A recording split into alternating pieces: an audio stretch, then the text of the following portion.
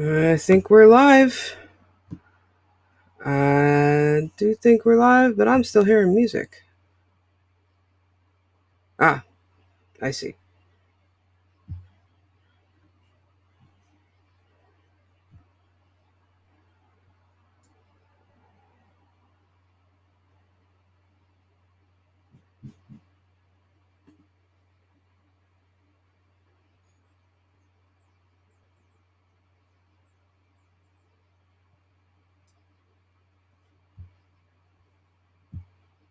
Hey, and are we? Oh, we have a delay. Yeah, but we're live. Okay, sorry about the live. Sorry about the delay there, guys. Sorry.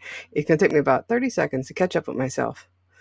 But welcome to the Horror Academic Live. Um, let's see. I want to thank the people who are here and in the chat. But what we're going to start with tonight is I was thinking with these live shows, I'm going to do a little top fives, top tens of things I don't usually get to talk about on the show. So I'm going to kill that and okay.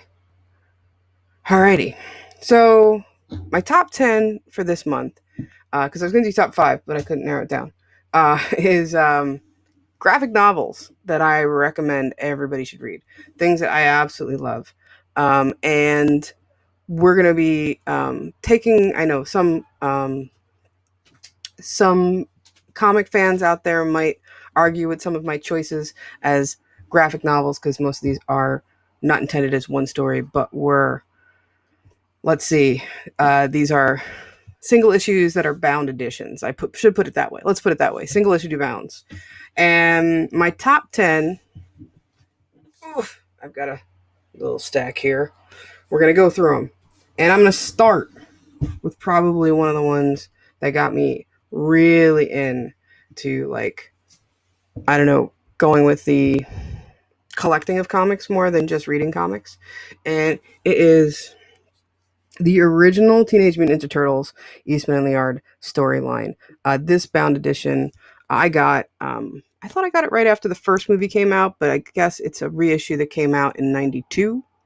It's where it all comes from. It gives the story of how they came up with the idea of the turtles, and then it is the first storyline. And it's just great to see the roots, and it still holds up today. And where I may not be the hugest fan that I can say that I've read all the comics because I can't. But I can say this one's amazing, and I'm a huge fan of the modern incarnation of Turtles too. So I definitely everybody should read this, especially if you like the first movie, the original movie from 1990, I believe it is. Um, this is what really was the impetus for that film story. So starting it off, Teenage Mutant Ninja Turtles original storyline. Uh, Next on my list of other things that really made me a big comic fan, comic collector, uh, and this was the one I definitely got right after seeing the original movie, is J.O. Barr's The Original Crow story. It's beautiful. It's unlike most things that I had seen as comics at that time for the art. I'll just give you guys this little sample here. I should have done that with Turtles too, but it's just so painterly. And I guess I was so used to Marvel and DC as a kid that I was just shocked by how beautiful a comic could be. And J.O. Barr does an amazing job. It's the story is so sad and so true to him, dealing with his own demons, as it were. But I think it's a must, especially if you love the movie. If you love the original movie, oh my God, you need to have read this because it's beautiful, it's amazing, and it's him telling the story. I will say, just like the Turtles one, these are. I loved going through this because I got to break out my signed books. I'll go back a bit. That's the other thing I loved. Much like how I love collecting my movies, I love collecting graphic novels to get them signed too because it's amazing when you can do that, right? Um, I'm probably doing these in kind of opposite order now that I'm thinking about it, but what it is. Um, let's jump ahead a little bit in time, and I'm gonna go to the original first volume of Walking Dead. I know most people have given up on the show. I'm still a fan, but I think this comic is some of the best writing in years. It to me is what brought Image Comics back. I'm a big fan of Image when they first came out. Huge lull for me for like a decade for Image Comics, and this brought them back in a strong way. the The thing about Kirkman's writing is he is a Romero fan, and you can see it in how he writes. Um, and I just love that his story is like Romero's stories, not about the zombies. It's about the people and the frictions that start and the factioning and all of that. And great story. Also, if you're a fan of the show, it's worth it with the comic because the stories diverge in places, which is a little frustrating when you're reading and watching simultaneously. But because you have to do that math of who died in the show, but they're alive in the comic, who died in the comic, like all that kind of math. But now that it's a complete series, it's not quite as confusing. So there's 3. Let's see what we got next. How about we'll stick to horror comics and Steve Niles, Ben Templesmith's 30 Days of Night. Now, 30 Days of Night is another one that I think brought a lot of people because of the art style. Again, very painterly. The dark, bleak story in so many ways. It is a vampire tale. A vampire tale, of course, 30 Days of Night. It's in the place that is the darkest for the longest period of time.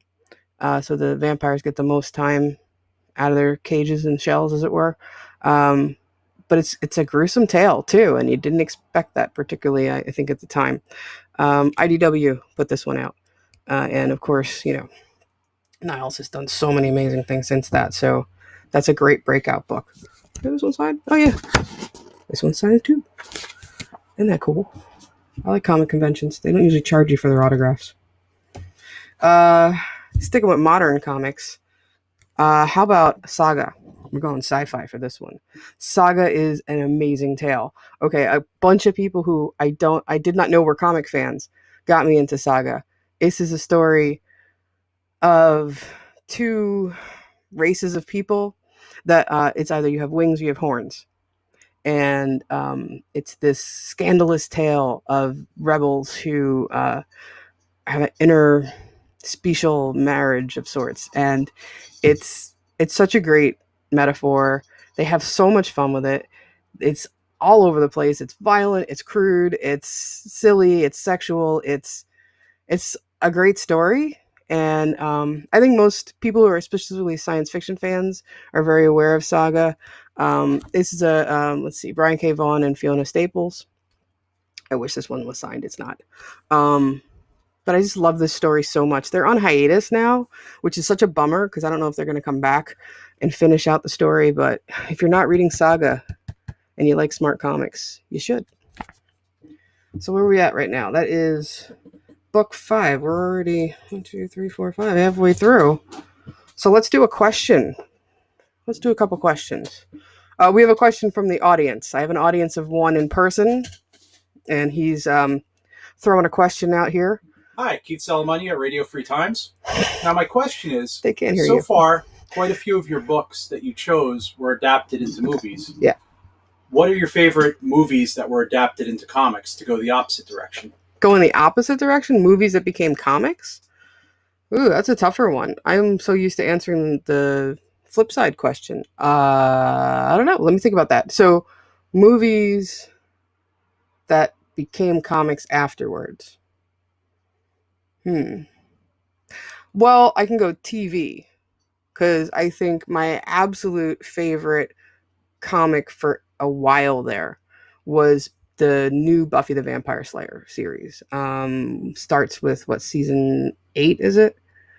And it goes forward and it completes the story in a way. I haven't finished reading it yet though, so I'm bad at this. But yeah, that one is pretty amazing because you can see Joss Whedon's still part of the writing team, but he's not writing all of it, but he's part of at least creating the stories. They bring in a lot of great writers and they go really gonzo with it. So it's like stuff they could never afford to do on a TV show or a time frame that they would have for making TV that went into comics and did a huge, cool thing in a different way. So I can give you that. Hmm. Can I say Firefly? Does that count too? Because that's a pretty damn good comic too.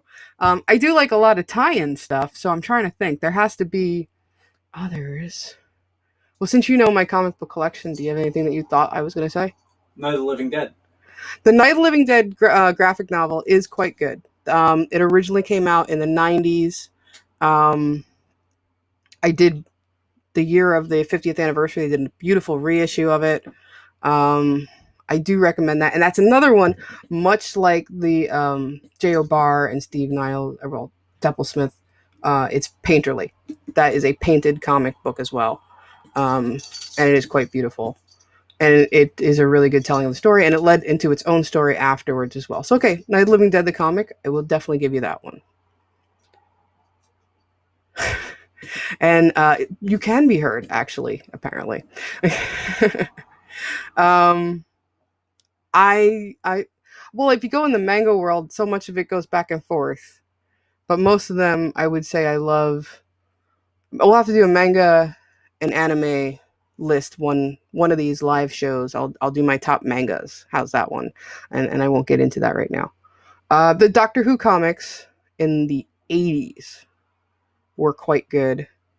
Yeah, all the ones I'm thinking of are TV, really. Yeah, there was a really good. The Star Trek ones, Next Generation comics were decent. Doctor Who reboots and then for the rebooted series were pretty good, but wasn't crazy about the art in those.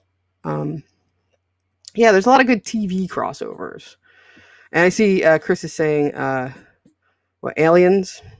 Yeah, I haven't read a lot of the Alien comics. We do a couple of them, but I have not read a lot of those. Alien Salvation. We have that on the shelf. I should read it. Okay, so Chris is telling me I should read that one. All right.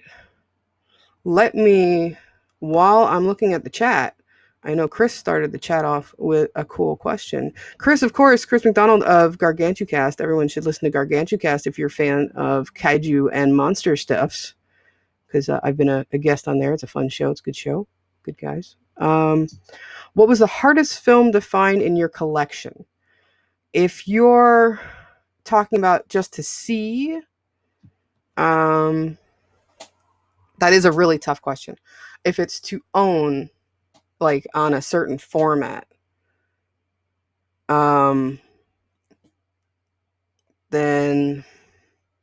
I know I'm a big Dario Argento fan, and not all of his films were in kind of available.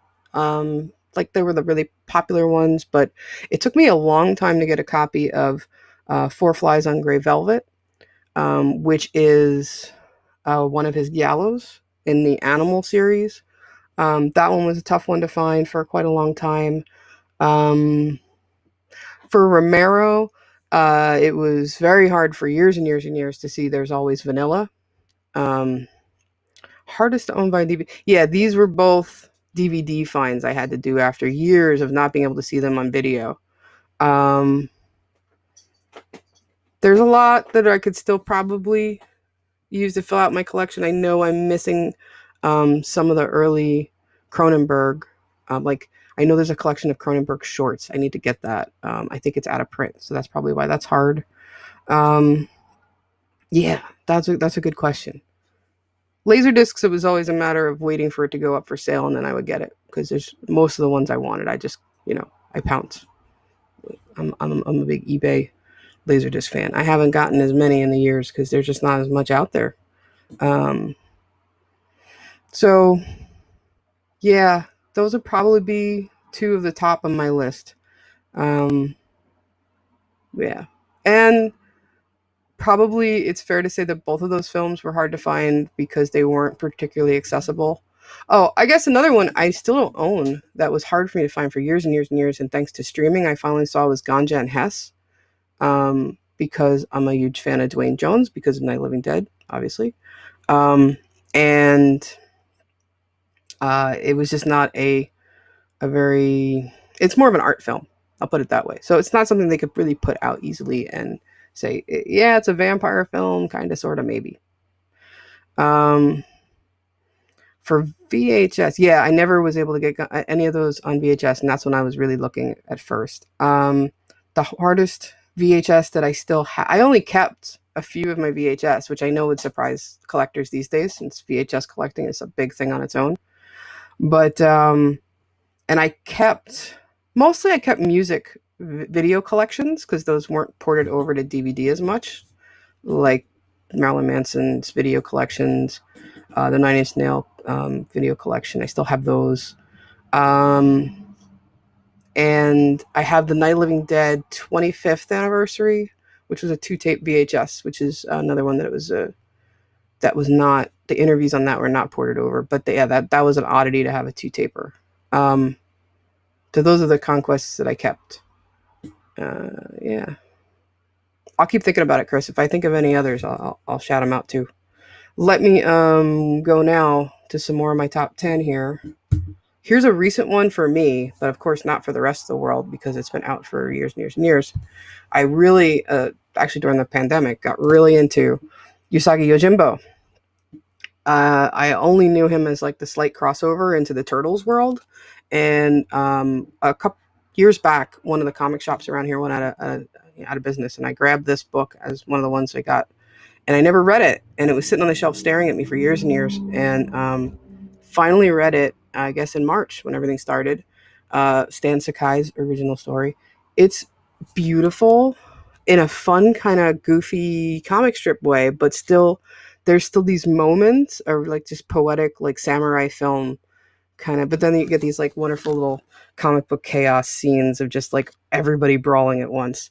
But then you have the beautiful cover art and stuff. So it's this loving kind of homage to samurai films and stories, and I just love the character.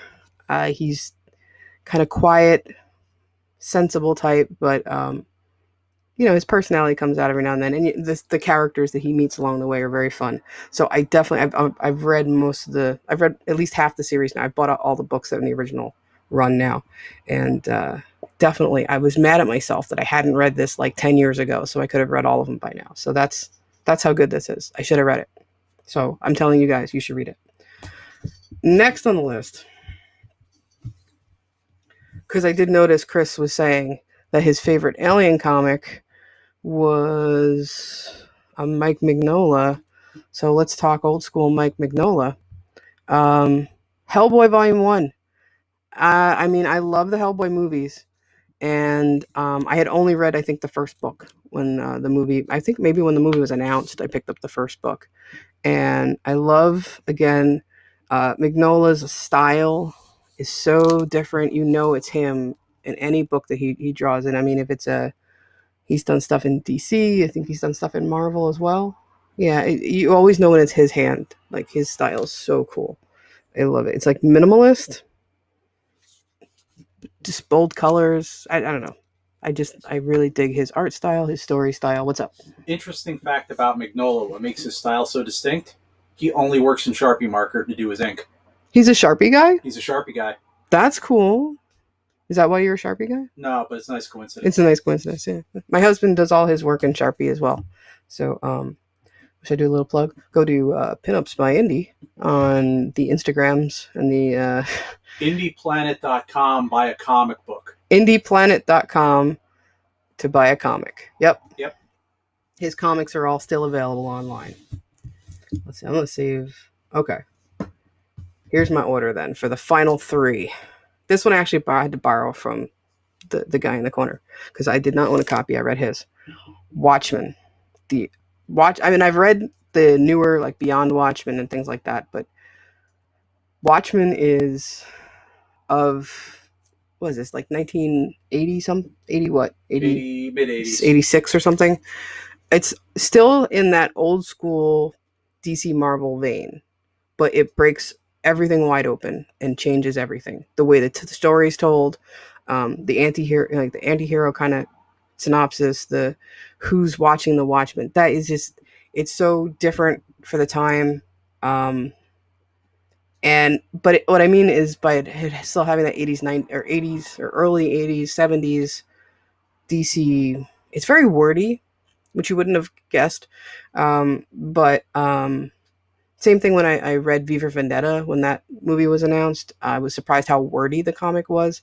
But both of them have so much to say, and they're so well written that it was okay, that it was wordy, but if these were written today, they would not look like this at all. I mean, we're talking like, yeah, there's just so much more text than what you're used to in like a modern comic, and it still has like that comic page look too of like the 70s.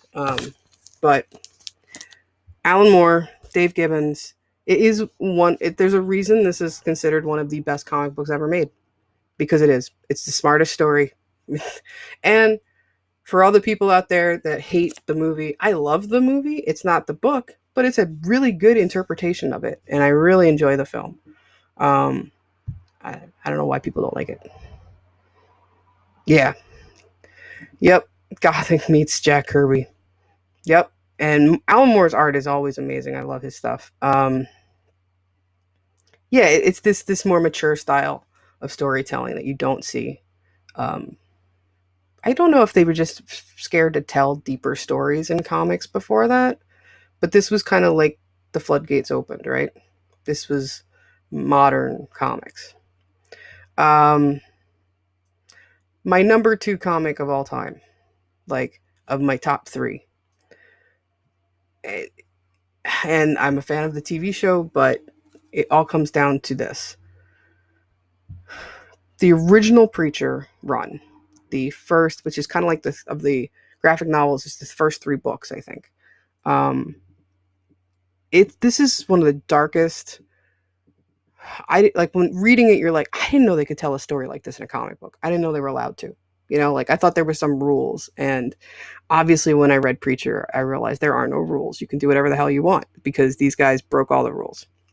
As much as Watchmen made it okay to go dark, Preacher made it okay to just break taboos left and right. I mean, their views of Christianity, of just the systems that all of it is kind of mired in, and it's but it does it in such a kind of fun, not almost like it has a kind of cowboy kind of feel to it, because they're very drawn to the fact that they're in Texas. Um, he's the preacher himself is just kind of badass that you don't expect from a guy named Preacher, right? And of course, his two sidekicks. Tulip is awesome. She's just such a while she kind of looks like your stereotypes, right? Um, she's a tough chick, and she doesn't take anybody's shit. And I mean, the fact that Cassidy, he's the coolest vampire I've ever seen in a comic. I love his like memories of punk rock days, and he's just they get his feel really right in the show. That's the thing. In the show, it isn't the same story, but they go to places that I thought they'd never be able to, in television with this story. Much like how Walking Dead, they went places I thought they wouldn't in the TV show because they were in comics you can get away with. But Preacher is definitely one of those shows. One of the stories, I should say, that is just epic. It's like on this huge scale, but starts small town and builds bigger. Um, I love the characters. I love the background. I love so much about the writing. Garth Ennis is probably my favorite comic book writer. Um, we've been watching. We didn't watch season 2 yet, but The Boys. That's also a really messed up dark comic. He's just one of those guys who just writes messed up better than anybody. But I have so much love for his work. Preacher is probably one of the smartest comics ever written. So, all right, I will take a break before I show number one, and I will say I know we have some questions from one of the other people in the audience of the Brook Reading podcast, Miss Melissa. Let's see what we got. The questions are, first one is, if you could choose a horror or a sci-fi movie from any time period that resembles what is going on in the world now, what would it be? Okay, so number one, if we're talking about the state of the pandemic and everything we're going through in that crisis, definitely George Romero's The Crazies. Actually, I just wrote an article about this. His 1973 film. It's on somethingghoulish.com. Check it out. It is a story of a small town, Evans City, in Pennsylvania, where the military has accidentally poisoned the water with a chemical that they do not tell them about. And people start going crazy. And it is, they get put into, how do you say it? They get quarantined, they get rounded up by the military as they come in, and the military walk around in kind of hazmat suits and know from the instant they get there that it's not safe. But the people who live in the town weren't told that it's not safe. They're told, they take over essentially, and they leave the people in the dark. But they're dealing with the fact that this is a viral outbreak that has happened transmitted through the water, and they don't have a cure for it. So definitely the crazies. There's a remake from 2003 or 5, I want to say. Maybe 2010. Anyway, there is a modern remake. It's pretty good. But I would go back to the source material because there's a lot that he has to say about military. There's a lot he has to say about the way America works and what they tell and don't tell people. Yeah, that one, since all of this started, since we went into lockdown, has been on my brain. The other one is 28 Days Later. 28 Days Later, again, it's a viral infection that isn't, causing mass hysteria, that people are getting sick left and right. And of course, it's more zombie-like. But again, it's this kind of deal where military-like kind of, there's like clusters of actual military and I think vigilantes trying to kind of take command. But yeah, definitely those two movies. Thanks, Chris. It was good seeing you on the chat. I'll be sure to go now to the final comic, and then I'll do the last question I have. So my last comic, greatest comic ever made in my opinion, is The Max. Sam Keith's The Max, which led to a wonderful cartoon show on MTV. This is the comic book that I didn't know I needed in my life until I bought it. It just happened to be, I was a follower of Image Comics when Image started. And it was one of the first big stories that they had. And it just happened to be on sale, the first couple issues packaged together at my local comic shop. And it was different. And the guys were like, hey, you probably would like that. You like Spawn and all that. And it's different. So I checked it out. It's a postmodern comic. It very much knows that it's making fun of and dealing with the kind of bizarre absurdity of heroes and superheroes. The Max, what I think hooked me was there was the kind of the first scene you see him fight Mr. Gon, the first time the two of them fight, and the Max has an inner dialogue through all of the comic, and all of a sudden you realize he's saying it out loud. So all of his kind of dark, broody, I'm the Max, I live in the city, all of that, he's actually saying it. It's not just, in his head. So Gon says something to him about how, I can hear you, so that was when I was hooked on this comic. And then this is one of the few times where I bought it single issues, and I loved not just reading the comic and, getting into the art, but reading the letters section. That's where I learned a lot of my background on feminist theory, because it led to lots of conversations because Sam Keith put little, I guess we call them Easter eggs now, that were pointing to different women who wrote kind of 80s pro-sex, anti-porn, kind of like the either side of feminism. And there's just these kind of little subtle things in the background for that. The main character, of course, in the Max is Julie, and Julie is the social worker who, she just completely individual, and I'd never seen a character in a comic book like her before. She, I guess you could say she dresses crazy, but she takes risks and she doesn't care. She doesn't care what anybody thinks about how she looks, how she acts, and she's smart, and she just has this amazing ability. Um, just love the art too. Just the amazing ability to be herself and be tough and not let anyone tell her who to be. And I love that about her. So, Julie and the Max, amazing stuff. My favorite comic. So, we had one more question that I know of so far. See if we have any others. And let me see. Also from Melissa of the Brook Reading Podcast. Let's see. If you could choose a character from a horror movie that closely resembles your personality, who would it be?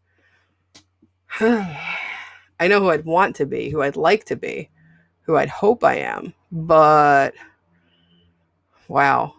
I mean, I would love to say I'm Sarah from Day of the Dead. I don't know if I'm that tough a chick. I don't think I could handle that. This is saying I'd love to say that I'm Sarah Connor, but I'm not Sarah Connor. I can't do pull-ups. I've never had upper body strength. Who am I probably most like? I may be the middle ground of Romero's trilogy. Fran is she's the kind of the impetus for the female characters to get stronger. She's the first one who kind of talks back and tells everyone, I'm not just going to be den mother here and take care of you guys. I have to be part of the solution too. I need to know how to handle a gun. I need to know how to fly that helicopter if something goes wrong. I may be able to say that I'm her. That's probably in that series. Definitely. Who else could it be? I mean, I'd love to say that I'm Nancy. That's probably the other one. I really relate to Nancy Thompson. She, in the same way that kind of Fran is in Dawn of the Dead. Nancy in Nightmare on Elm Street. She is, I'm going to take this on in my own hands. I'm not going to wait for someone to save me or tell me what to do. I know what the problem is. Nobody believes me anyway. I'm going to learn how to solve it. So I think maybe I'm Nancy. Ideally, I would love in a perfect world to say that I'm definitely Nancy from Nightmare on Elm Street, especially when you see her like in part 3, where she's a little older, a little wiser, has her doctorate because she's a medical, or no, I think she's working on her PhD. Maybe that's why I'm Nancy. I think I can work with that. Yeah. Okay, I'm gonna say that, but it's probably far more lofty than I really am.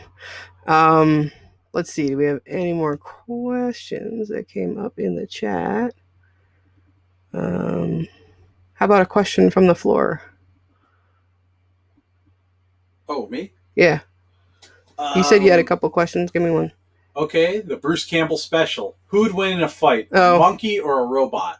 Monkey or robot? Yeah, okay. So when Bruce Campbell did his book tours, and there was a lull and there were no questions from the audience, he would say, all right, here's my question.